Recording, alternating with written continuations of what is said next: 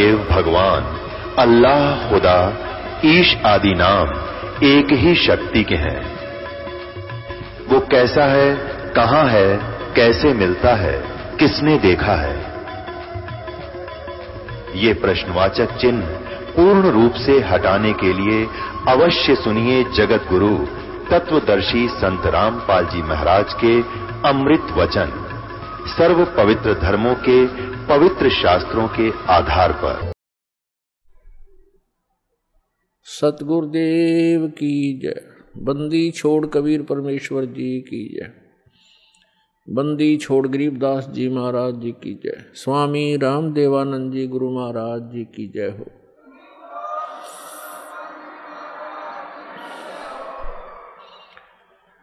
गरीब नमो नमो सतपुरुष को नमस्कार। गुरु की नहीं सुर नर मुनि जन साधुआं संतों सर्वसदी नहीं। सतगुरु साहेब संत सब डंडो तुम प्रणाम। आगे पीछे मज हुए तिनको जा कुर्बान। नराकार निर्विषम काल जाल भयभंजनम निर्लेपम निज निर्गुणम अकलनो बेसुंदनम। सोहम सुरति समाप्तम सकल समाना निरतलय उज्ज्वल हिरंबर हरदम अम्बे परवा अथाहे वार पार नहीं मध्यतम। गरीब जो सुमर सिद्ध होई गणनायक गलताना। करो अनुग्रह सोई पारस पद परवाना। आदि गणेश मनाऊं गणनायक देवन देवा। चरण कमल लाऊं आद्यंत करूं सेवा। परम शक्ति संगीतम हृदय सिद्धिदाता सोई। अवगत गुण अतीतम सत्य पुरुष निर्मोही।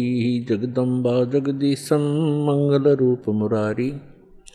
तन मन अर्पों शीसम भक्ति मुक्ति भंडारी। सुर नर मुनि जन ध्यावे ब्रह्मा विष्णु महेशा। शेष शेष मुख गावे पूज्य आदि गणेशा। इंद्र कुबेर सरीखा वरुण धर्म राय ध्यावे। समर्थ जीवन जी का मन इच्छा फल पावे। 33 कोटि अधारा दावे शेष 88। उतरे बहुत जल पारा कट है यम की फांसी।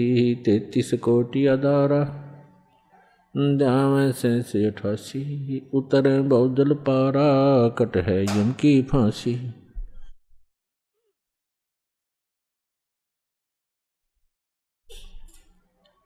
कर जोरूं विनती करूं धरूं चरण पर शीश।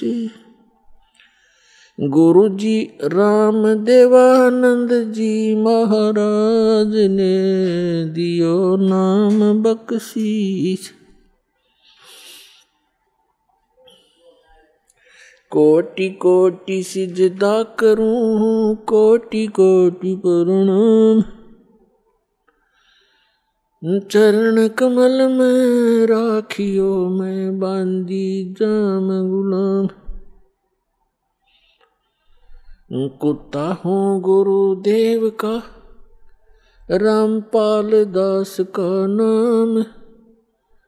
गले प्रेम की जेवड़ी जाखें चोहा जाऊं। तो करो तो बावड़ू दूर दूर करो तो जाऊं। ज्यों राखो त्यों ही रहूं जो देवो सो खाऊं। जय इब कै सतगुरु मिले सब दुख आखूं रोए। चरणों पर शीश धरूं कहूं जो कहनी हो। कबीर साईं मिलेंगे पूछेंगे कुशलोत। आदि अंत की सब कहूं अपने दिल की बात। गुरु जी तुम ना भूलियो चाहे लाख लोग मिल जाएं, हमसे तुमको बहुत है, तुम जैसे हमको नहीं। तुमरे विसारे क्या बने, मैं किसकी शरण में जाऊं। शिव ब्रंच मुनि नारदा, तिनके हृदय ना समाऊं। अवगुण किए तो बहुत किए, करते न मनी हारे। बावे बंदा बख्श दियो, बावे गर्दन तोर। अवगुण मेरे बाप जी, बख्शो गरीब नवाज। जो मैं पूत कुपूत हूँ, बोहड़े पिता को लाजी। मैं अपराधी जन्म का, नख सिक भरे विकार। तुम दाता दुख भंजना, मेरी करो सुमर। सूरत करो मम साइया, हम हैं भवजल माही। आप ही बह जाओगे जो, तुम न पकड़ोगे बाण।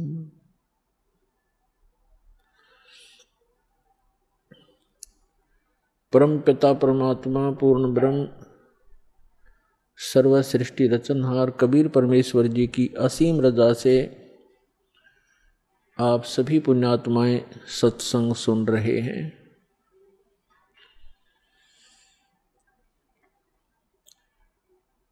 सत्संग उन्हीं पुण्यात्माओं को प्राप्त होता है जिन पर परमेश्वर की असीम रजा होती है।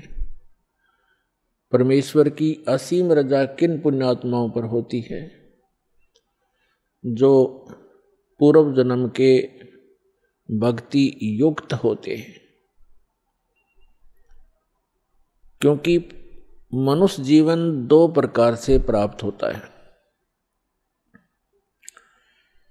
एक तो पूर्व जन्म के शुभ संस्कारों के आधार से प्राप्त होता है। दूसरा टर्न वाइज होता है, एक विधान है प्रभु का, परमात्मा का, कि प्रत्येक प्राणी को 84 लाख प्रकार के प्राणियों के जीवन में एक पूरा चक्कर लगा लेने के उपरांत एक मानव शरीर अवश्य प्राप्त होता है। ये परमेश्वर कबीर जी की हम प्राणियों पर एक विशेष रजा है, और जिस कारण से विवश होकर के इस काल ने हमें एक मनुष्य जीवन देना ही पड़ता है। और वो मानव शरीर ही हमारे लिए एक गोल्डन चांस होता है, एक स्वर्ण अवसर होता है शुभ कर्म करने का, दान धर्म करने का और मोक्ष प्राप्त करने का। और मानव शरीर प्राप्त करके भी हम मोक्ष प्राप्ति नहीं करते तो भारी भूल है प्राणी की। उसका कारण क्या है?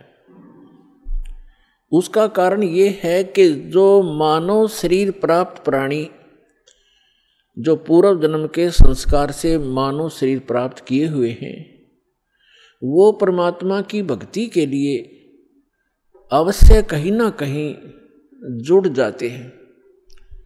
चाहे वो अपनी परंपरागत साधनाएं करें या कोई गुरु बना करके उसके बताए अनुसार भक्ति करें, वो भक्ति के बिना, भगवान के बिना वो रह नहीं सकते। चाहे वो दुख में सुमरन कर रहे हों, चाहे वो सुख में कर रहे हों। और दूसरी प्रकार के जो प्राणी होते हैं, टर्न वाइज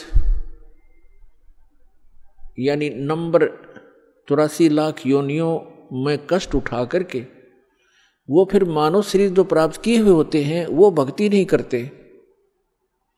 उनका स्वभाव पशुओं जैसा ही होता है, बकवाद करना, शराब पीना, मांस खाना, झगड़े करना, बेमतलब किसी के साथ खसना, जैसे पशु जा करके दूसरे को बेमतलब टक्कर मार देते हैं, झगड़े बढ़ जाते हैं। तो वो प्राणी उस टाइप के ही झगड़े करवाते हैं। शांति प्रिय घर में भी वो आग लगा देते हैं।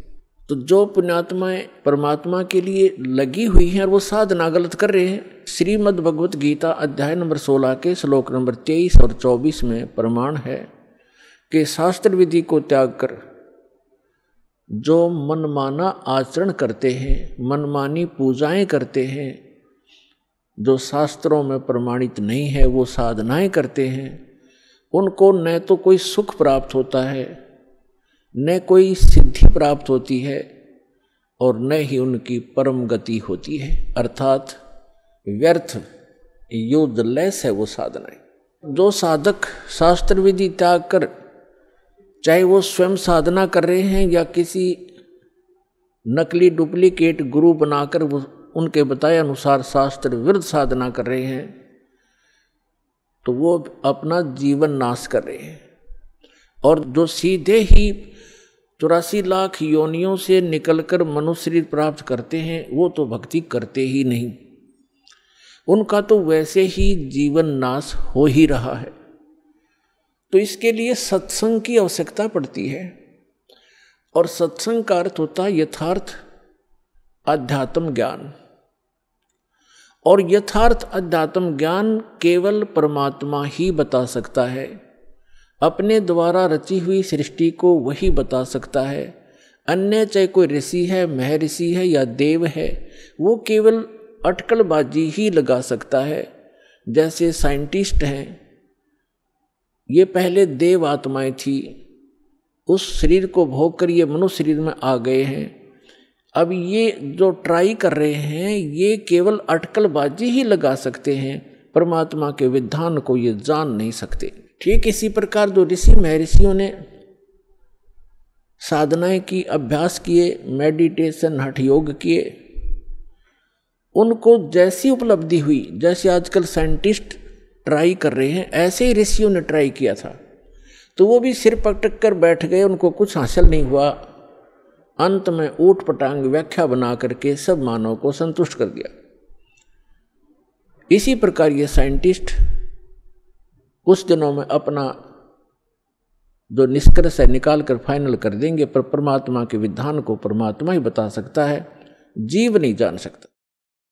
तो वो परमात्मा अपने विधान और सत्संग को सुनाने के लिए स्वयं ही आते हैं।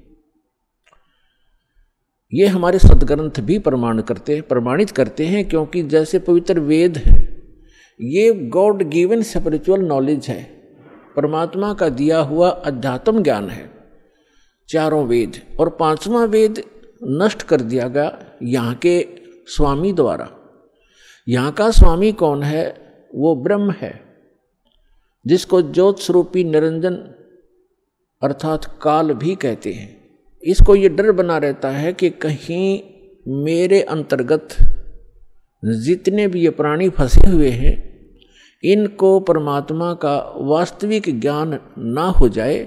यदि इनको वास्तविक ज्ञान हो गया और जो सुख में सथल है, सत्यलोक अविनाशी परमात्मा का जो शाश्वत स्थान है, जहाँ कोई दुख नहीं, वहाँ वृद्ध अवस्था और मृत्यु नहीं, इसको डर बना रहता है कि यदि इनको उस स्थान का पता लग गया तो यहाँ कोई नहीं रहेगा।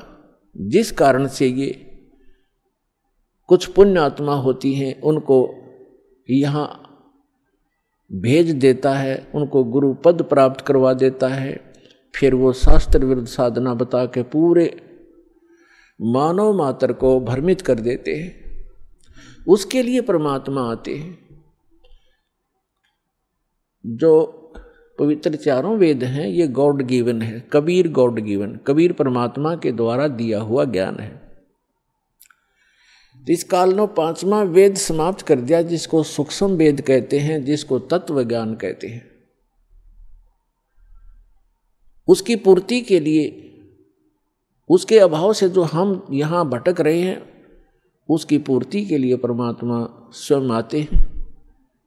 परमात्मा को आज तक जितने भी ऋषि महर्षि, जितने भी धर्म ग्रंथ हैं,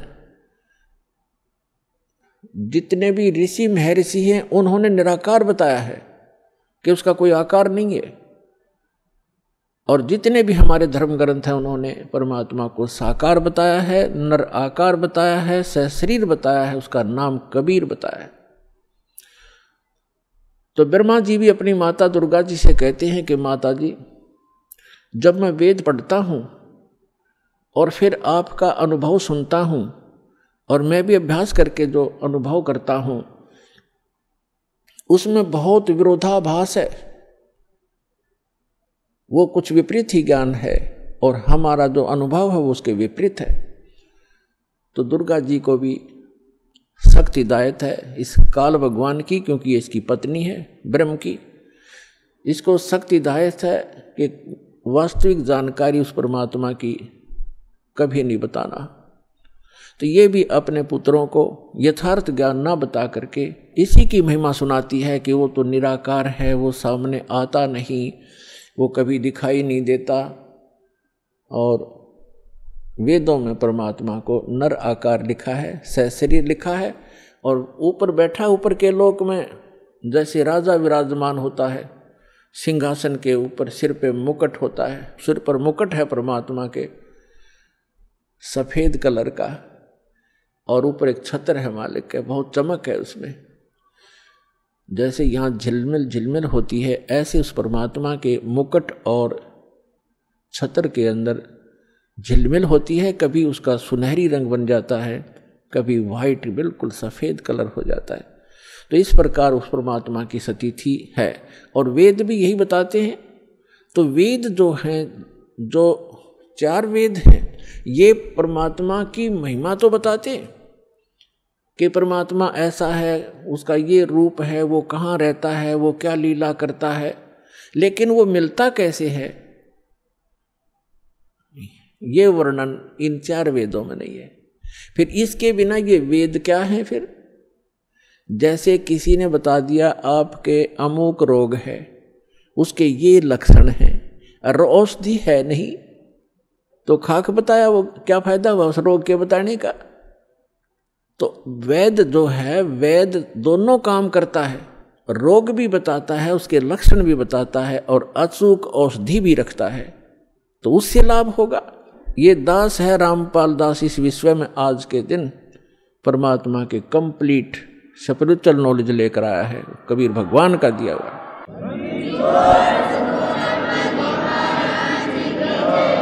और परमात्मा स्वयं आते हैं, वो ज्ञान देते हैं। जैसे ऋग्वेद मंडल नंबर 9 सूक्त नंबर 86 के 86 के मंत्र 26 और 27 में, ऋग्वेद मंडल नंबर 9 सूक्त 54 के मंत्र 3 में, ऋग्वेद मंडल नंबर 9 सूक्त 82 के 82 के मंत्र नंबर 1, 2, 3 में, ऋग्वेद मंडल नंबर 9 सूक्त 94 के मंत्र 1 में, ऋग्वेद मंडल नंबर 9 सूक्त 95 के मंत्र 2 में, ऋग्वेद मंडल नंबर 9 और सूक्त 20 मंत्र 1 में, ऋग्वेद मंडल नंबर 9 सूक्त 1 मंत्र 8 और 9 में, ऋग्वेद मंडल नंबर 9 सूक्त 96 यानी 96 के मंत्र 16 से लेकर 20 में, और भी अनेक स्थानों पर ये स्पष्ट किया हुआ वेदों में कि वो परमात्मा ऊपर के लोकों में रहता है और वहाँ राजा के समान सिंहासन पर विराजमान है। देखने में राजा के तुल्य है, सुंदर शरीर है, नर आकार है, वहाँ से सहशरीर चल कर आता है, और वो 3 प्रकार से लीला करता है। अपने सभी आत्माओं को यथार्थ ज्ञान देने के लिए, हमें यहाँ धारण पोषण करने के लिए, हमारी संभाल करने के लिए वो 3 प्रकार का शरीर अपना बनाता है। एक रूप में परमात्मा स्थायी रहते हैं ऊपर के लोक में। सबसे ऊपर के स्थान पर एक बहुत बड़ा गुम्बद है मंदिर नुमा, और उसके सेंटर में परमात्मा का तख्त है। तख्त मीन सिंहासन। जैसे कहा करते ना दिल्ली के तख्त पर बाबर बैठा इतने सन में, तख्त मीन सिंहासन पर। तो वो बीच में बैठे परमात्मा सिंहासन पर, और सिर पर छत्र है जैसे आप ऊपर देख रहे हैं, और सिर पे मुकुट है परमात्मा के, देखने में राजा के समान है परमात्मा। वहाँ से तो एक प्रकार वहाँ उस शरीर में है, और उन परमात्मा का नर आकार है, मनुष्य सदृश है वो। उनके एक रोम में, एक रोम कहते हैं बाल में, एक रोमकूप समझो, एक रोमकूप में करोड़ों सूर्य मिला दे और करोड़ चंद्रमा की रोशनी, दोनों मिला करके मिली जुली रोशनी भी एक रोम के बराबर नहीं है। शोभा है परमात्मा के शरीर की, इतनी शोभा है। और वही परमात्मा अपना अन्य रूप धारण करके दो और स्थिति मेंटेन करता है। एक तो प्रत्येक युग में, सतयुग, त्रेता, द्वापर और कलयुग में, प्रत्येक युग में एक लीला करता है, ऊपर के अपने लोक से आता है, अन्य रूप धारण करता है। और एक कमल के फूल के ऊपर, कमल का फूल जल में होता है, कमल के फूल के ऊपर आकर के परमात्मा विराजमान हो जाते हैं नवजात शिशु के रूप में। और वहां से उनको निसंतान दंपति उठा ले जाते हैं, और धीरे धीरे परमात्मा एक लीला में शरीर से अपने लीला करते हुए बड़े होते हैं। एक जन साधारण जैसी भूमिका करते हैं, अपने हाथों से निर्वाह करके वक्त अनुसार, योग अनुसार, जैसे भी उस समय क्रियाएं होती हैं, अपना एक आम नागरिक की तरह, एक भक्त की तरह रहते हुए अपना जीवन व्यापन करते हैं, अपना निर्वाह करके दिखाते हैं। और फिर वो धीरे धीरे बालक रूप थोड़ा सा बड़े होते हैं, 5-4 वर्ष की आयु में ही बड़े बड़े विद्वानों को अध्यात्म ज्ञान में पराजित कर देते हैं, उनके छक्के छुड़ा देते हैं। फिर वो बड़े होकर के तत्वदर्शी संत कहलाते हैं, अपनी महिमा आप ही बताते हैं। अपनी महिमा को वो लोकोक्तियों के माध्यम से, दोहों के माध्यम से और शब्दावली के माध्यम से, यानी पद्य भाग में सुनाते हैं, जिस कारण से वे एक कवियों में से भी एक प्रसिद्ध कवि की पदवी प्राप्त करते हैं, लेकिन वो होते हैं परमात्मा। क्योंकि कवियों के ज्ञान में, उस ज्ञान से पता चलता है, कवि अपने स्तर की केवल एक पोइम बना सकते हैं, अध्यात्म ज्ञान नहीं बता सकते। और कबीर परमात्मा को कवि कहने लगे हम अज्ञानता से। उन्होंने जो ज्ञान दिया है वो 4 वेद, 18 पुराण, 6 शास्त्र, महाभारत, श्रीमद् भगवद गीता, कुरान और पुराण बाइबल, इन सभी का एक मिला जुला ज्ञान है। जो उनके अंदर ज्ञान है वो तो ज्ञान इसमें है ही है, परमात्मा के द्वारा दिए ज्ञान में। जो उनके अंदर ज्ञान उपलब्ध नहीं है, जो भक्ति विधि नहीं है और वो तत्व ज्ञान नहीं, वो भी बता रखा है। तो वो परमात्मा थे, भले ही हम उनको कवि कहने लगे। तो जिस प्रकार परमात्मा दूसरी प्रकार की जो स्थिति है, प्रत्येक युग में एक बालक रूप धारण करते हैं, धीरे धीरे बड़े होते हैं। तो उस समय जब वो बालक रूप में प्रकट होते हैं, ये भी एक उनका उन भगवान के पहचानने के लक्षण हैं कि वो बचपन में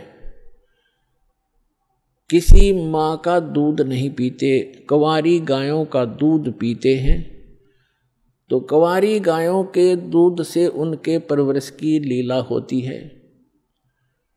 ये वेद बताते हैं, ऋग्वेद मंडल नंबर 9, सूक्त नंबर 1, मंत्र 8 और 9 में ये दोनों प्रमाण हैं। 3 प्रकार की शरीर परमात्मा धारण करते हैं, और नवजात शिशु रूप में जब प्रकट होते हैं उस समय उनकी परवरिश की लीला कंवारी गायों से होती है। और परमात्मा कबीर जी ने 600 वर्ष पहले जब वो आए थे, ये लीला की थी, उन्होंने यही लीला की थी। 25 दिन के हो गए थे, कुछ आहार किया नहीं, माता पिता चिंतित हो गए। तब भगवान शिव आए शिवपुरी से, कबीर परमात्मा के आदेश से। क्योंकि यहाँ के जैसे एक प्रांत के मंत्री होते हैं।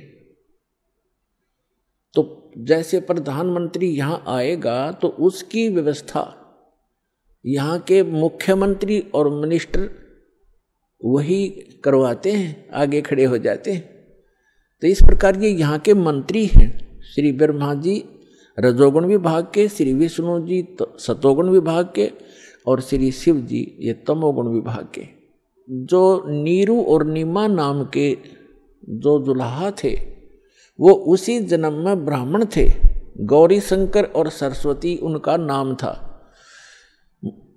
मुसलमानों ने उनको जबरदस्ती बाई फोर्स उनको मुसलमान बना दिया था। हिंदुओं ने उनको अपने जाति से अलग कर दिया था। तो पहले वो उनकी रोजी रोटी कथा करके प्राप्त उस दक्षिणा से चला करती थी, वो बंद होगी। इसलिए उन्होंने जुलाहे का कार्य शुरू किया था और जिस कारण से वो जुलाहा कहलाए। तो वो शिव के पुजारी थे ब्राह्मण, जब वो ब्राह्मण थे, लेकिन भले ही मुसलमान बन गए थे लेकिन भगवान शिव की याद उनको फिर भी सता रही थी। तो भगवान शिव से उन्होंने अर्ज की थी नीरू और नीमा ने कि हे भगवान, हे शिव जी, पहले तो हमारे कोई संतान नहीं थी, आपने दया बख्शी कमल के ऊपर ये बालक दे दिया, अब ये खा कुछ नहीं रहा, 25 दिन हो गए, उसके मुंह की तरफ देख रहे हैं, रो रहे हैं। तो तब परमात्मा की प्रेरणा से भगवान शिव वहाँ आए और परमात्मा को गोदी में लेकर कहा कि आपका बच्चा दिखाओ। एक साधु रूप में आए शिव जी और परमात्मा को गोदी में लेकर लिया। तो परमात्मा ने, कबीर परमेश्वर जी ने कहा कि हे महात्मा जी, इनसे कहो एक कंवारी गाय लावें और उसके ऊपर आप अपना आशीर्वाद भरा हाथ रख देना गऊ पर, कंवारी गाय पे वह दूध देवेगी, वो दूध पीऊंगा। ऐसा ही किया गया। तो ये पुण्यात्मा आज से 600 पुरुष पहले घटी घटना है। आज की कोई लोक वेद नहीं, दंत कथा नहीं जो दास आपको सुना रहा है। एक तो आप निश्चिंत हो जाना, ये दास जो वचन कहेगा वो बेप्रमाणित नहीं होंगे, वो प्रमाणित होंगे। और अब आपको वो दिखाते हैं। अब देखिएगा, ये कबीर सागर है। आज से 600 वर्ष पहले आदरणीय धर्मदास साहिब जी, जो परमात्मा की एक प्यारी आत्मा थे, उन्होंने लिखा था जो भी घटना भगवान के साथ घटी थी, जो परमात्मा ने उनको बताई, सृष्टि रचना और कैसे कैसे अपनी लीला परवरिश की सारी बताई, वो उस समय लिखी गई थी 600 वर्ष पहले। और आज हमारे सदग्रंथ कबीर सागर के अंदर आपको प्रमाणित करते हैं। देखिएगा, ये कबीर सागर संपूर्ण 11 भाग, खेमरा श्री कृष्ण दास प्रकाशन, मुंबई। ये देखिएगा, ये कबीर पंथियों का ही प्रकाशित है। कबीर पंथी भारत पथिक स्वामी युगलानंद विहारी द्वारा प्रस्कृत। मुद्रक एवं प्रकाशक हैं खेमराज कृष्णदास, अध्यक्ष श्री वेंकटेश्वर प्रेस, खेमराज श्री कृष्णदास मार्ग, मुंबई। ये ऐसे ठीक। अब इसके हम आपको ले चलते हैं 74 पृष्ठ पे। जैसे थोड़ा मौखिक बताते हैं कि परमात्मा नवजात शिशु रूप धार करके कमल के फूल पर प्रकट हुए थे। नीरू और नीमा ये 2 दुल्हा थे, दंपति थे, पति पत्नी थे। नीरू पति का नाम, नीमा उसकी पत्नी का। तो अब जब बच्चे ने कुछ खाया पिया नहीं कुछ दिन तक, तब रामानंद जी के पास वो नीरू गया, क्योंकि साधु संतों से ही ऐसी कोई दिक्कत होती है, उनसे सलाह लेते हैं। तो स्वामी रामानंद जी एक बड़े महापुरुष, विद्वान पुरुष माने जाते थे, वेदों, गीता और पुराणों के, और बहुत सुप्रसिद्ध महात्मा महर्षि कहलाते थे, पंडित जी थे। पंडित जी उस समय जो ब्राह्मण गुरु होते थे वो अन्य जाति वालों को शिष्य तो नहीं बनाते थे, लेकिन उनको जंतर मंत्र अवश्य बताते थे। अब देखिएगा, ये कबीर सागर है, इसके 74 पृष्ठ पर ज्ञान सागर, ये ब्रैकेट के अंदर जो पृष्ठ है ये 74 पृष्ठ, और ये ज्ञान सागर नामक एक चैप्टर है। अब लिखा है सुन जुल्हा मन भयो आनंदा, जिमी चकोर पाया निश्चंदा, यानी वो जुल्हा परमात्मा को पाकर ऐसे खुश हो गया जैसे चकोर पक्षी चांद को देखकर होता है। ले सुध चले हर्ष मन कीना, अरतासों पुन असबोल ही लीना। सुत काशी को ले चले लोग देखण तय आव, अन्न पानी भक्सै नहीं भखै नहीं, अन्न पानी खावे नहीं जुल्हा शोक मनावे।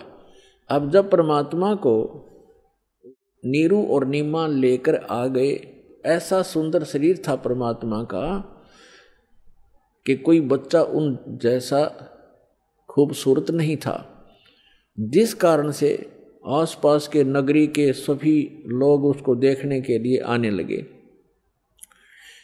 और नीरू और नीमा कोई चिंता बनी हुई थी कि बालक कुछ खा नहीं रहा, ये कुछ दिन का ही मेहमान है, वो इससे दुखी थे। देखिएगा, सुत काशी को ले चले लोग देखण तय आव, अन्न पानी बख्शै नहीं जुल्हा शोक मनावे। कुछ खा नहीं रहा इसलिए जुल्हा दुखी हो रहा था। तब जुल्हा मन कीन दीवाना, रामानंद सो कही उत्पाना। स्वामी रामानंद जी के पास जाकर सारा कुछ कहानी बताई। मैं सुत पायो बढ़ा गुणवंता, कारण कौन बखै नहीं संता। कि हे महात्मा जी क्या कारण है, वो कुछ खा नहीं रहा। रामानंद ध्यान तब धारा, जुल्हा सो तब वचन उचारा।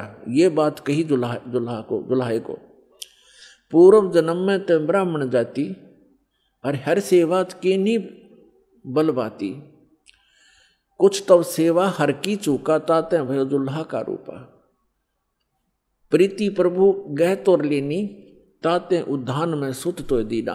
तो पिछले जन्म में ब्राह्मण था, तो कोई भगवान की भक्ति भूल गया, कोई चूक पड़ गई तेरे ते, जिस कारण से तू ब्राह्मण से जुल्हा बन गया।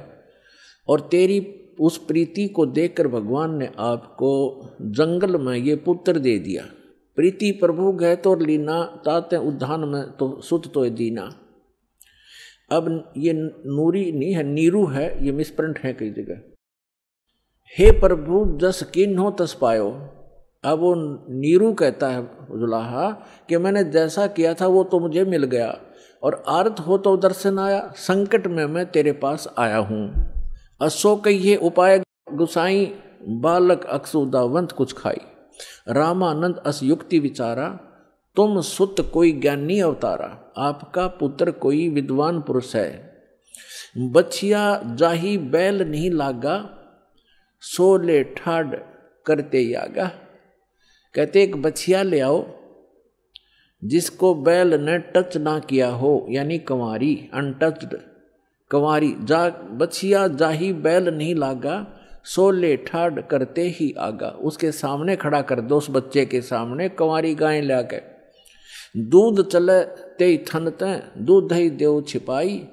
और अक्सुदावंत होवे ताको देखवाई, फिर उसको पिला देना। जुल्हा एक बछिया ले आवा, और चलो दूत कोई मरम न पावा। चलो दूत जुल्हा हरसाना, राख छिपाई काहो नहीं जाना। अब यहाँ दूत शब्द है, ये लेखकों ने क्योंकि कुछ इसमें गड़बड़ कर दिया, जैसे ये कबीर पंथियों ने थोड़ी बहुत इसमें अपनी बुद्धि से दोबारा प्रिंट कराते समय कुछ परिवर्तन करने की चेष्टा की है। अब वो दूत कौन था? गरीबदास साहिब जी, गांव छुड़ाने, जिला जज्जरवाड़े को वही परमेश्वर पुनः आकर के मिले। अब जैसे दास बता रहा है कि 3 प्रकार की स्थिति से वो परमात्मा हमारी सबकी संभाल करता अपने बच्चों की। और वही ऋग्वेद मंडल नंबर 9 सूक्त 1 मंत्र 8 में प्रमाणित है कि वो परमात्मा 3 प्रकार से के शरीर धारण करता है, हम सबका धारण पोषण करने के लिए, हमें संभालने के लिए। तो दूसरी प्रकार की स्थिति दास आपको क्लियर कर रहा है कि एक बालक रूप धारण करके आता है। और तीसरी प्रकार की स्थिति में वो परमात्मा जहाँ चाहे कभी भी किसी साधु महात्मा संत के रूप में प्रकट होकर अपनी प्यारी आत्माओं को, अच्छी आत्माओं को मिलकर उनको तत्व ज्ञान से परिचित कराते हैं और अपने आप भगवान को भगवान सिद्ध कराने के लिए, क्योंकि काल ने ज्ञान मिथ्या कर दिया होता है, अध्यात्म ज्ञान को नष्ट कर दिया होता है, इसलिए अपने साक्षी तैयार करता है, उन महापुरुषों को सतलोक ले जाता है, वापस छोड़ता है।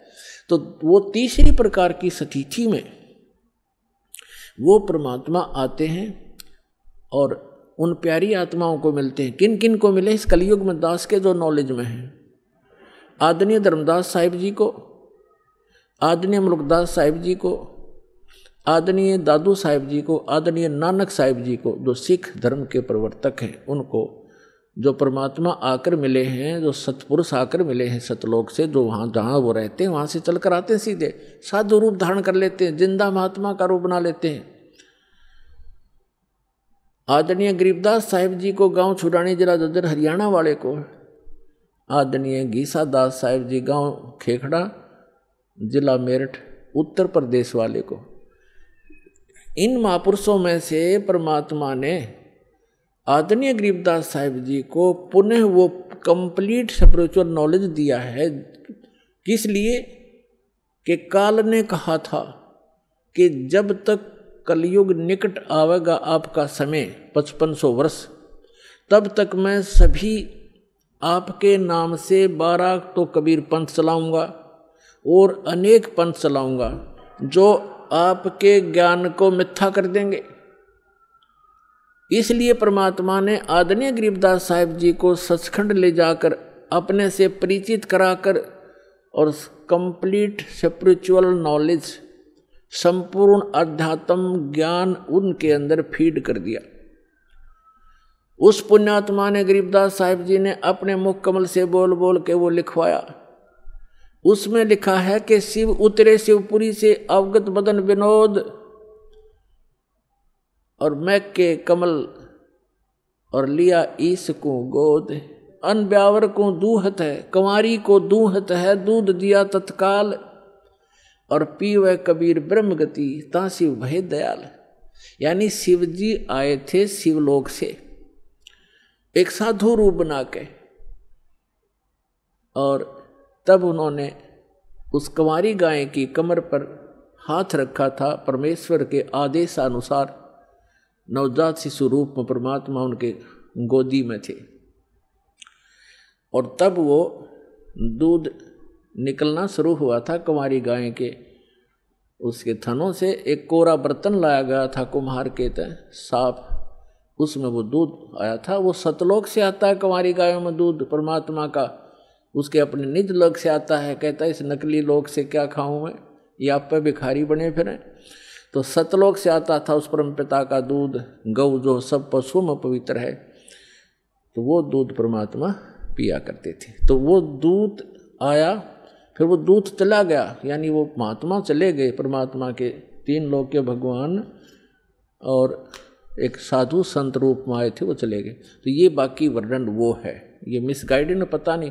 तो यहाँ पर इन्होंने रामानंद जी से जोड़ दिया। साधु संतों के पास अवश्य जाते हैं महापुरुष, दुखी व्यक्ति जाते महापुरुषों के पास। उन्होंने जो जंतर मंत्र बताया वो बताया कि तेरा पुत्र जो है ये आम व्यक्ति, आम बच्चा नहीं है, ये कोई महाविद्वान पुरुष है, और जो भी जैसा बाकी वास्तविकता जो दास आपको बता रहा है ये सत्य है। फिर भी हमने इस पॉइंट को समझना है कि जो वेद बताते हैं, जो वेद बताते हैं वो लीला की किसने है? जो वेदों में वर्णित लीला जिसने की ही इज गॉड। जो वेदों में पर लिखे हैं लक्षण भगवान के और जिसने ये लीला की है ही इज गॉड, वो है परमात्मा। तो ये लीला किसने की? अब तो आपको दिखा रहे हैं कबीर सागर से, और फिर आपको दिखाएंगे वेदों से।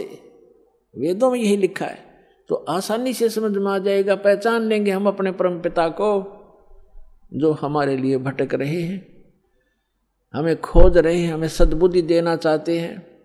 हम इस काल के झूठे सुख को सुखी, इसी को सुख मानकर यहीं की व्यवस्था मांगते रहते हैं। ये हो जावे, कार हो जावे, कोठी बन जावे, और सब कुछ हो गया, एकदम मृत्यु होगी फिर गधा बन जावे, या के काम आई आपके कोठियाँ।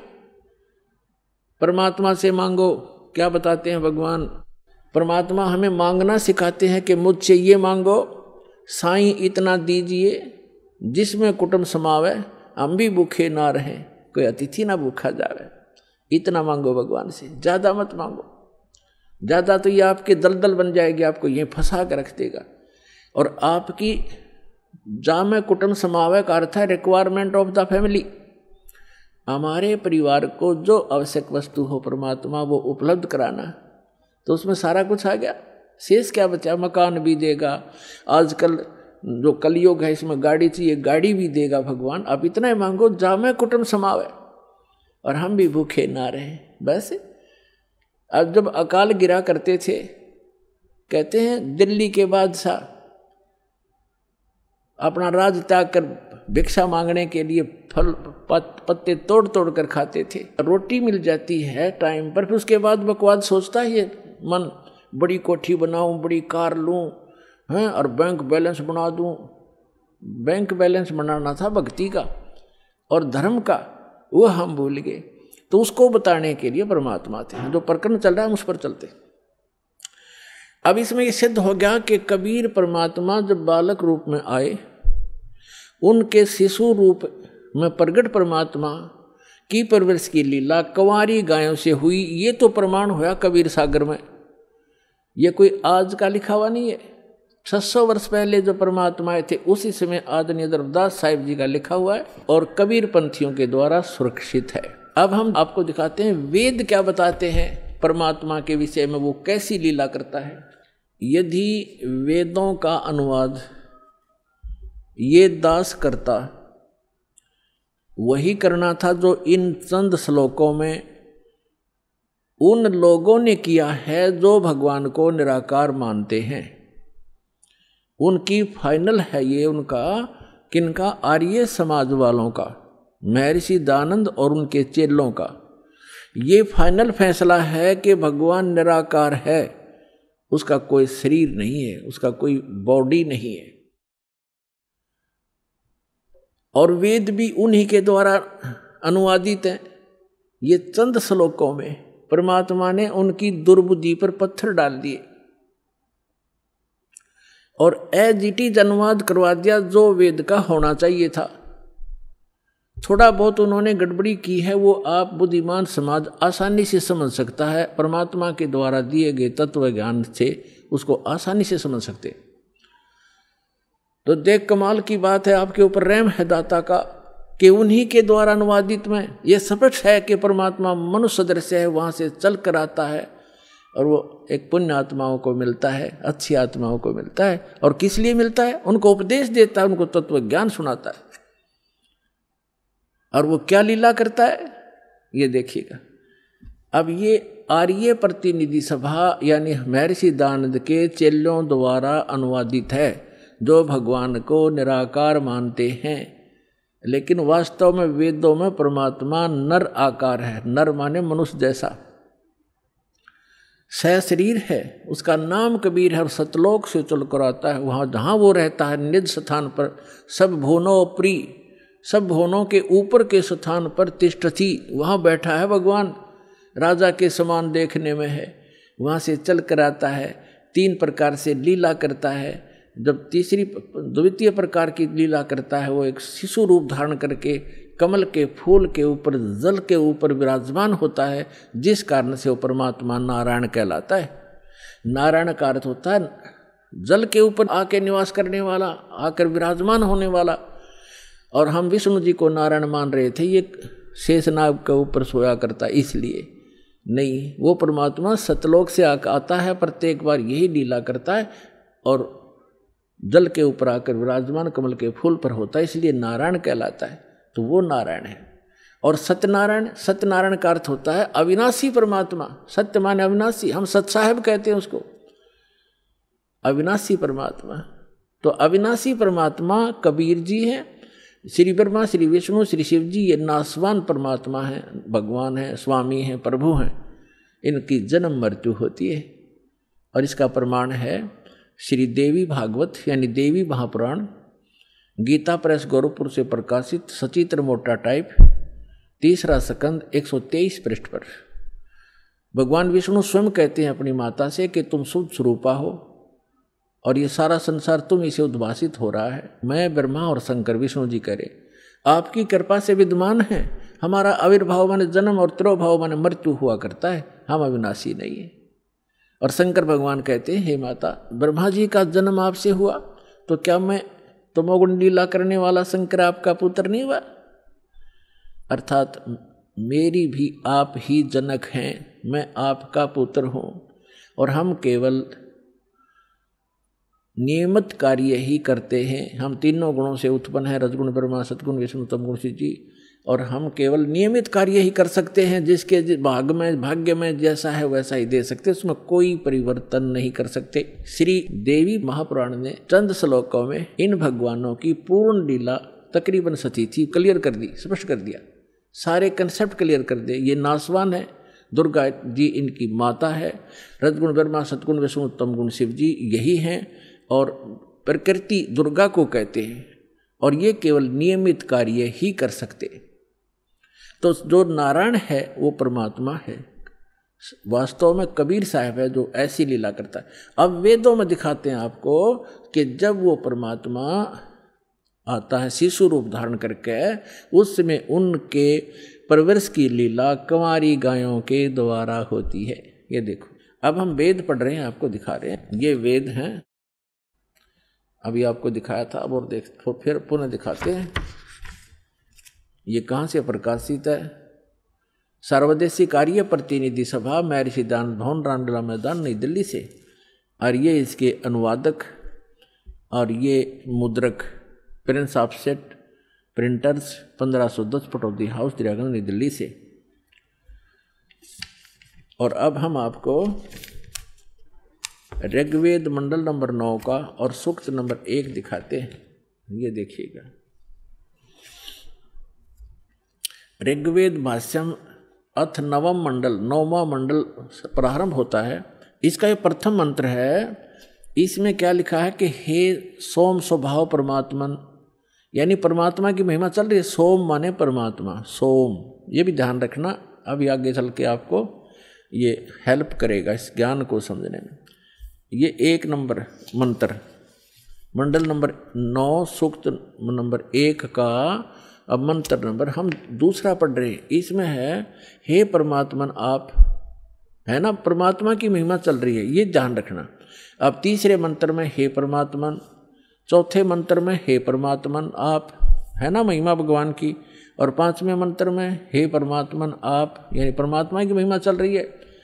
अब छठे मंत्र में मंडल नंबर 9 सूक्त 1 मंत्र 6, हे परमात्मन, है परमात्मा की महिमा। और अब यहाँ 7वें और 8वें में इनका याद आ गया महर्षि के चेलियाँ के। अब यदि हम यहाँ परमात्मा लिख देंगे, आगे परमात्मा को की महिमा है कि वो बालक रूप धारण करके आता है, 3 प्रकार के शरीर धारण करता है, तो जनता के समझ में ना आ जावे कि भगवान नर आकार है। तो यहाँ इन्होंने परमात्मा ना लिख के पुरुष लिख दिया। ये देखिएगा, ऋग्वेद मंडल नंबर 9 सूक्त 1 और मंत्र नंबर 7, इसमें 6 तक तो उस हे परमात्मा लिखते आ रहे हैं, 6 तक तो। अब 7वें में इनकी बुद्धि फिर थोड़ी सी उकस गई, यहाँ लिख दिया तम उस पुरुष को, उस पुरुष लिख दिया, भगवान नहीं लिखा। अच्छा, यहाँ तीसरा फिर उस पुरुष को। अब ये पुरुष और कंसेप्ट क्लियर करना पड़ेगा, पुरुष माने परमात्मा होता है। अब देखो, महर्षि दयानंद के द्वारा ज्ञान दिया गया है कि परमात्मा निराकार है, और जिसको माना है आर्य समाज के व्यक्तियों ने, और पूरा विश्व ही माने बैठा है कि भगवान निराकार है। अब महर्षि दयानंद को हम छोड़ देंगे, क्योंकि हमने वेदों से प्रमाणित करना है कि वेद क्या कहते हैं। यजुर्वेद उन्हीं के द्वारा अनुवाद है, महर्षि दयानंद के द्वारा। यजुर्वेद अध्याय नंबर 40 के मंत्र नंबर 15 और 17 में ये कंसेप्ट कति क्लियर हो जाएगा। जैसे वेद ज्ञान परमात्मा ने दिया, उस पूर्ण परमात्मा ने इसके अंतःकरण में फीड कर दिया। उस मालिक ने जो इसमें लिखना था वो लिख दिया, ताकि हम आसानी से समझ सकें। जिसने आगे वेदों को फिर बताया है, दिया है, समझाया है, उसमें लिखा है कि वेद ज्ञान दाता ये कहता है, अब वेद ज्ञान दाता अब ये यहाँ काल माना जाएगा ब्रह्म, क्योंकि इसने आगे प्रदान किए हैं और इसको भगवान उस परम पिता ने दिए हैं, इसलिए ये गॉड गिवन है और आगे जो इसने दिया है वो इस ब्रह्म के द्वारा दिए गए, इसलिए ये ब्रह्म गिवन भी कहे जाते हैं, गीता और ये दोनों वेद।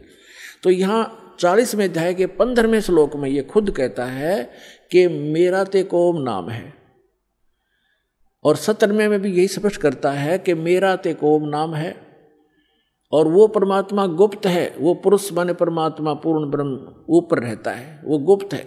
ये देखना, यजुर्वेद उठा लिया, ऋग्वेद रख दिया, और महर्षि दानव सरस्वती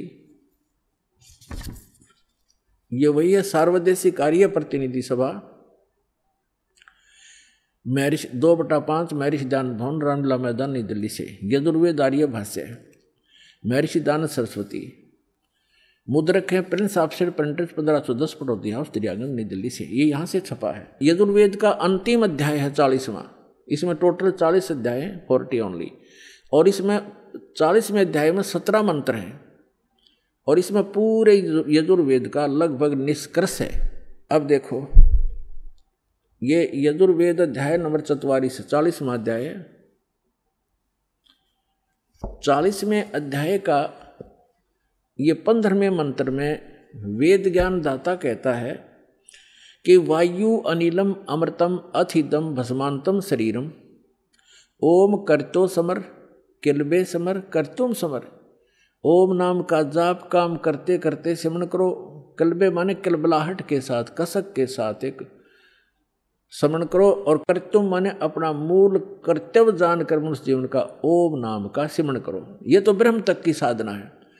और वायु अनिलम अमृतम अथिदम भस्मांतम शरीरम, यानी जब आपके प्राण समाप्त होंगे उस समय इस ओम नाम के जाप से जितना अमृतम अमृतो यानी आपको जितनी गति होनी है वो मिलेगी।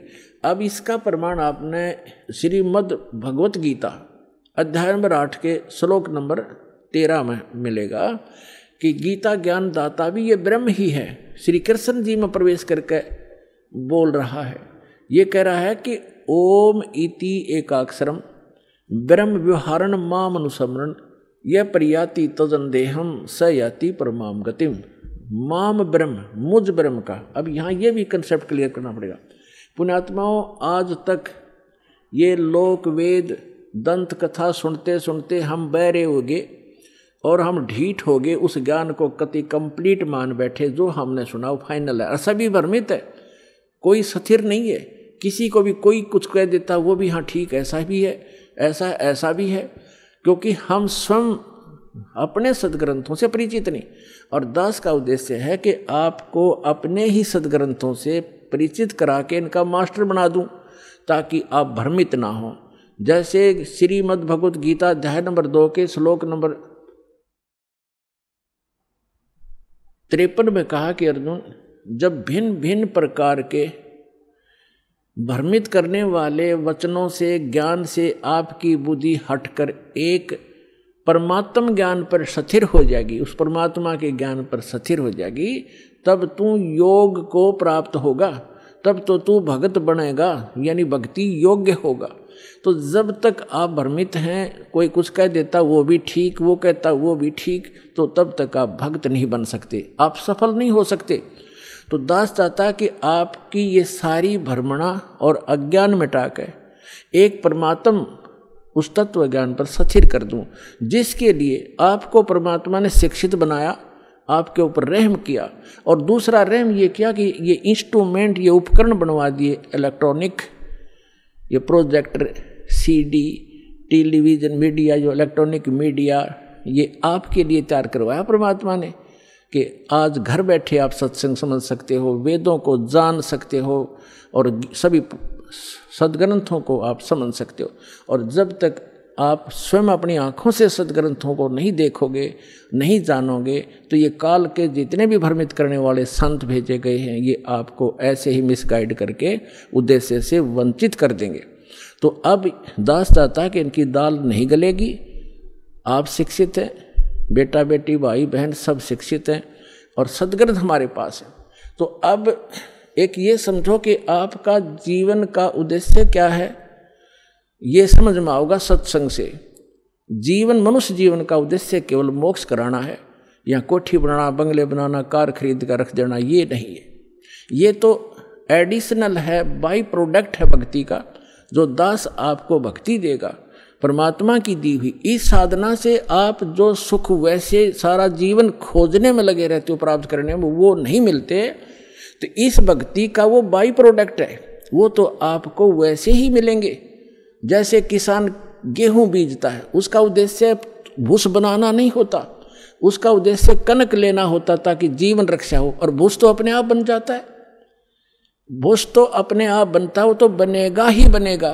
तो दास जो आपको शास्त्र अनुकूल साधना बता रहा है, उससे संसारिक सुख तो अपने आप होंगे ही होंगे, आप मांगो चाहे मत मांगो, ये तो एक साधन ऐसा है। तो इसलिए आप जी को सब सदग्रंथों से परिचित कराना अनिवार्य है। अब ये जो यजुर्वेद अध्याय नंबर 40 के मंत्र नंबर 15 और 17 को समझने के लिए ये श्रीमद् भगवत गीता आपका घना सहयोग देगी, क्योंकि श्रीमद् भगवत गीता चारों वेदों का सारांश है और सिंपल लैंग्वेज में है, वेदों से भी सिंपल लैंग्वेज में है ये।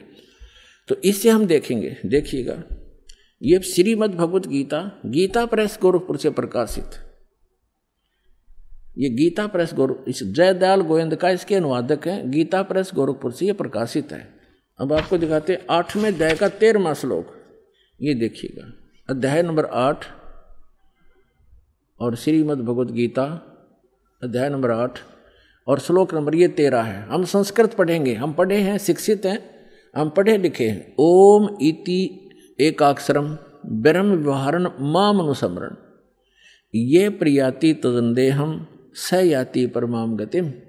13वां, इसका अर्थ है कि माम ब्रह्म, जो गीता ज्ञानदाता श्री कृष्ण में बोल रहे हैं, माम ब्रह्म, मुझ ब्रह्म का, ओम इति एक अक्षर, ये ओम एक अक्षर है, नथिंग एल्स, और व्यवहारण अनुसमरण उच्चारण करके सिमरण करता हुआ, ये प्रियाति तदंदेहम, सांस यानी शरीर छोड़कर जाते समय भस्मांतम शरीरम, वेद में यजुर्वेद अध्याय नंबर 40 के मंत्र नंबर 15 में भस्मांतम शरीर लिखा है, और इसमें लिखा है ये प्रियाति तजंदेहम स याति परमाम गतिम, ओम से मिलने वाली जो परम गति है वो इस तरह प्राप्त होगी, मुझ ब्रह्म का, माम ब्रह्म, मुझ ब्रह्म का, ओम इति एक अक्षरम, ये ओम एक अक्षर है, सुमन करता हुआ, उच्चारण करके सुमन करता हुआ, ये प्रियाति तदंदेहम, जो शरीर छोड़कर जाता, स याति परमाम गतिम, वो परम गति को प्राप्त होता। ओम से मिलने वाली परम गति, ओम से मिलने वाली कौन सी परम गति है? ब्रह्मलोक प्राप्त होता है, क्योंकि ये ब्रह्म का सिमरण है, मंत्र है। और 8वें अध्याय के 16वें श्लोक में गीता जी में लिखा है कि ब्रह्मलोक में गए हुए प्राणी भी पुनर्जन्म मृत्यु में आते हैं, वो भी पूर्ण मोक्ष प्राप्त नहीं करते। लेकिन ये कंसेप्ट जो आज इतना ही क्लियर करना था कि ये ओम मंत्र ये ब्रह्म का है, और गीता ज्ञानदाता 8वें अध्याय के 1 में अर्जुन ने प्रश्न किया कि आपने जो 7वें अध्याय के 29वें श्लोक में जिस तत्ब्रह्म की जानकारी दी है, वो तत्ब्रह्म कौन है कि जिसको जानकर प्राणी केवल जरा और मरण से यानी बुढ़ापे के दुख और मृत्यु से छूटने का ही प्रयत्न करते हैं। तो वो किम तत्ब्रह्म, जिसको जानने के बाद प्राणी यहाँ की किसी वस्तु की इच्छा नहीं करता। गीता ज्ञानदाता ने 8वें अध्याय के 3रे श्लोक में कहा कि वो परम अक्षर ब्रह्म है, वो तो परम अक्षर ब्रह्म है, यानी गीता ज्ञानदाता से अन्य, वो सुप्रीम पावर है। तो श्रीमद् भगवत गीता अध्याय नंबर 15 के श्लोक 1 से लेकर 4 में, 16 और 17 में स्पष्ट किया हुआ है, इन पूरे ब्रह्मांड की एक स्थिति बताई है कि उल्टा लटका हुआ संसार रूपी वृक्ष है, ऊपर को जो जड़ है वो तो पूर्ण परमात्मा है, सबका धारण पोषण करने वाला, वो परम अक्षर ब्रह्म है। और जमीन से जो बाहर दिखाई देता है वो तना, वो जड़ तो प्रोक्ष है, गुप्त है, हिडन है, छुपी हुई है, और बाहर जो दिखाई देता है वो वृक्ष कहलाता है। तो परमात्मा ने खुद आकर अपनी वाणी में बोला है, अक्षर पुरुष एक पेड़ है, और सरपुरुष यानी ज्योति निरंजन वाकी डार, और तीनों देवा शाखा हैं, ये पात रूप संसार। और पेड़ जो जड़ है वो गुप्त है, तो जो जमीन से बाहर दिखाई देता तना उसको अक्षर पुरुष समझो, आगे उसके एक मोटी डार निकलती है उसको सरपुरुष समझो, उसके 3 शाखाएं हैं रजगुण ब्रह्मा सतगुण विष्णु तमगुण शिव जी रूपी, ये शाखाएं समझो, और पात रूप हम सब संसार समझो। तो वृक्ष का पालन कहाँ से होता है? मूल से, जड़ से। तो श्रीमद् भगवद गीता अध्याय नंबर 1 से लेकर 4 और 16 और 17 मंत्र में ये स्पष्ट किया गया है कि तत्वदर्शी संत की पहचान भी बताई है कि तत्वदर्शी संत वो होगा जो इस उल्टे लटके हुए संसार रूपी वृक्ष के सभी विभागों को भिन्न भिन्न बता देगा। ये पहले तो परमात्मा आए थे, तत्वदर्शी संत की भूमिका भी वही करके जाते हैं, इसलिए वो एक प्रसिद्ध कवि भी कहलाते हैं, लोकोक्तियों के माध्यम से, कविताओं के माध्यम से ज्ञान सुनाते हैं। तो उन्होंने 600 वर्ष पहले बताया था अक्षर पुरुष एक पेड़ है और सरपुरुष वाकी डार और तीनों देवा शाखा हैं ये पात रूप संसार। अब वो जड़ कौन बताओगा? जड़ तो उन्होंने गुप्त छोड़ दी, इस दास को भेजा कि वो जड़ कौन है? वो कबीर साहब है, वो परम अक्षर ब्रह्म है, वो मूल। तो 15वें अध्याय के गीता जी के 1 से 4 का अर्थ है कि हे गीता ज्ञानदाता कहता है कि अर्जुन तत्वदर्शी संत की यह पहचान होगी कि उस संसार रूपी वृक्ष के सभी पार्ट्स को, सभी विभागों को, तना, डार, पत्ते, जड़ कौन है, तो जो बताता है सवेदवित वो तत्वदर्शी संत है। उसके पश्चात तत्वदर्शी संत की प्राप्ति के पश्चात परमेश्वर के उस परम पद की खोज करनी चाहिए जहां जाने के बाद साधक लौटकर कभी संसार में नहीं आते। और जिस परमेश्वर ने सारे ब्रह्मांडों की रचना की और केवल उसकी भक्ति करना, मेरी भी नहीं करना, यदि पूर्ण मोक्ष चाहता है, जहां जाने के बाद फिर लौट कर नहीं आते वहां जाना चाहता है। और फिर 15वें अध्याय के 16 और 17 में बताया है कि 3 पुरुष हैं, सरपुरुष और अक्षर पुरुष। सरपुरुष तो ये ज्योति निरंजन काल है, अक्षर पुरुष उसका तना समझो जो 7 संग ब्रह्मांड का स्वामी है, और सरपुरुष केवल 21 ब्रह्मांड का स्वामी है। और उसके 3 शाखा हैं जो वृक्ष के, वो रजगुण ब्रह्मा सतगुण विष्णु तमगुण शिव जी रूपी समझो। और फिर बताया है 15वें अध्याय के 17वें श्लोक में कि उत्तम पुरुष है तू अन्य परमात्मा इति उदाहरते। उत्तम पुरुष तो कोई और है, जिसको भगवान कहते हैं, परमात्मा कहते हैं, वही तीनों लोकों में प्रवेश करके सबका धारण पोषण करता है। अवय ईश्वर है, वो अविनाशी परमेश्वर है, सबका धारण पोषण वही करता है। जैसे मूल से, जड़ से पूरे पेड़ की, वृक्ष की पोषण होता है, परवरिश होती है। तो यहाँ ये स्पष्ट किया। और कई आपको भ्रमित कर देंगे कि गीता अध्याय नंबर 15 के श्लोक नंबर 18 में गीता ज्ञानदाता कहता है कि मैं लोक वेद में पुरुषोत्तम प्रसिद्ध हूँ। तो पुण्यात्माओं, वहाँ ये क्या कहता है कि मेरे अंतर्गत जितने भी प्राणी हैं 21 ब्रह्मांड में, इनसे मैं श्रेष्ठ हूँ, इनसे मजबूत हूँ, इनसे बलवान हूँ, ताकतवर हूँ, बुद्धिमान हूँ। इसलिए लोक वेद में इस दंत कथा के आधार से मैं पुरुषोत्तम प्रसिद्ध हूँ। आई एम नॉट पुरुषोत्तम, क्योंकि उसने तो 15वें अध्याय के 17वें श्लोक में स्पष्ट कर दिया कि पुरुषोत्तम तो कोई और है, उत्तम पुरुष है तू अन्य परमात्मा इति उदाहरते। तो कहने का भाव ये है पुण्यात्माओं, एक तो 2 परमात्मा से दोगे। गीता अध्याय नंबर 18 के श्लोक नंबर 62 में और 66 में गीता ज्ञानदाता स्वयं कहता कि अर्जुन तू सर्वभाव से उस परमेश्वर की शरण में जा, उस परमेश्वर की कृपा से ही तू परम शांति को और सनातन परम धाम को प्राप्त होगा। यानी परम शांति चाहिए और शाश्वत स्थान जहाँ जाने के बाद फिर लौटकर कभी संसार में नहीं आते वो चाहिए। तो उस परमेश्वर की शरण में जा, यानी गीता ज्ञानदाता से अन्य है। और फिर उसके विषय में बताया कि 4 अध्याय के 32 और 34 मंत्र में स्पष्ट किया है कि वो परमात्मा अपने मुख कमल से आके एक ज्ञान देता है, वो तत्व ज्ञान है। उसके मुख कमल से बोलेगी वाणी में, सच्चिदानंद घन ब्रह्म की वाणी में वो यज्ञों की जानकारी यानी धार्मिक अनुष्ठानों की जानकारी विस्तार से कही गई है। वो तत्व ज्ञान है। उस तत्व ज्ञान को तो तत्वदर्शी संतों से पूछ, मैं नहीं जानता। यदि जानता होता गीता ज्ञानदाता तो एक अध्याय और बना देता। इसलिए उसने कह दिया है कि तत्वदर्शी संतों से पूछो। फिर बताया है कि तत्वदर्शी संत की प्राप्ति के उपरांत 15वें अध्याय के 4 श्लोक में परमेश्वर के उस परम पद की खोज करनी चाहिए जहां जाने के बाद साधक फिर लौटकर संसार में कभी नहीं आते। 17वें अध्याय के 23वें श्लोक में उस परमेश्वर को पाने की, शाश्वत स्थान को पाने की, उस परम धाम को पाने की विधि बताई है। ओम तत् सत इति निर्देश ब्रह्मण त्रिविध समर्थ है। उस सच्चिदानंद घन ब्रह्म के पाने का इस 3 मंत्र के जाप का निर्देश है, फाइनल फैसला है, नथिंग एल्स। तो ये गीता ज्ञानदाता ने अपना नाम तो ओम स्पष्ट कर ही दिया। तत् और सत ये सांकेतिक हैं, ये तत्वदर्शी संत के लिए छोड़ दिए। तो वो तत्वदर्शी संत ये रामपाल दास सतलोक आश्रम बरवाला जिला हिसार में है। इसके पास वो कंप्लीट कोर्स है। तत् और सत ये सांकेतिक हैं। तत् ये सरपुरुष का मंत्र है, ये अन्य मंत्र है, तत् नहीं है, अन्य मंत्र है। और सत ये परम अक्षर ब्रह्म का मंत्र है, जाप है, वो अन्य मंत्र है। उसको सार शब्द भी कहते हैं, सार नाम भी कहते हैं, आदि नाम भी कहते हैं। तो ये कंप्लीट कोर्स है उस परमेश्वर के पाने का। और वो कंप्लीट कोर्स उस तत्व ज्ञान के अंदर है जो परमात्मा ने स्वयं आकर बोला है।